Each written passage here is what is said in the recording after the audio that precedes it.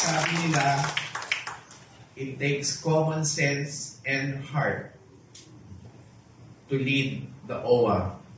And PY has 200 times the ordinary person's common sense and heart.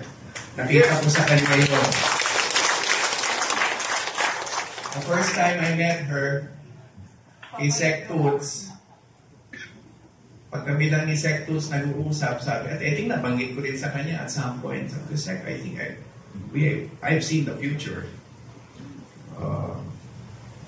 Dati, ako yung bata, isa kami sa mga bata, but ngayon kami na yung nagsasabing, I've seen the future.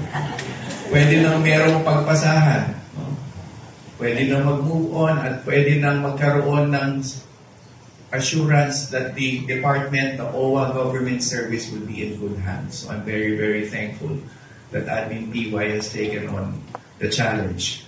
But as of late, natutunan ko, may pangatlo pa palang elemento na kailangan aside from common sense and heart. At ito ay paggalang sa batas. Paggalang sa OWA Charter. Yan ang pinamimigay ng isang OWA administrator bilang kahiwatig niya na siya ay marangal, siya ay tapat, siya ay handang bantayan ang pondo, whether it's the trust fund or the General Appropriations Act fund. The GAA fund is pera ng taong bayan. The trust fund is pera ng mga OFW.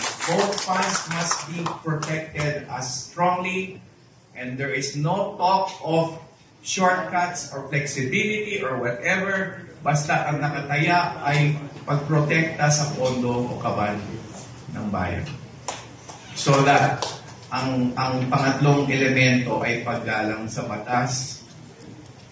Di kailangan maging abogado para maging OWA administrator, but I am sure that with Admin PY, that will definitely be a program or strategic thrust ng kanyang pamamahala. I have seen it for myself. I'm not speaking in the future tense. I'm speaking in the past and the present tense onward to the future.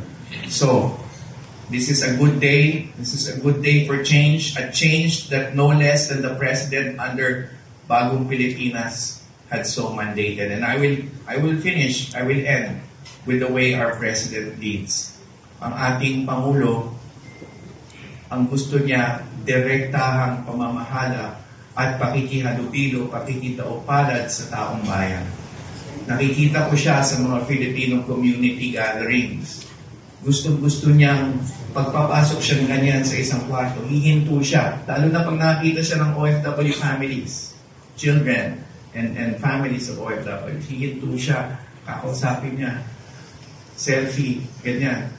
Talagang gustong-gusto niya makadaupalad ang taong bayan. And you can see this everywhere he goes. At yan din ang mandato niya para sa ating lahat. Magkaroon ng mga programa at serbisyo na tapat at magbibigay pa ng lalong pagpapaigting at bigay daan ng lalong pang mas malalim at purong serbisyo. At dito sa OWA, pwedeng mangyari yan.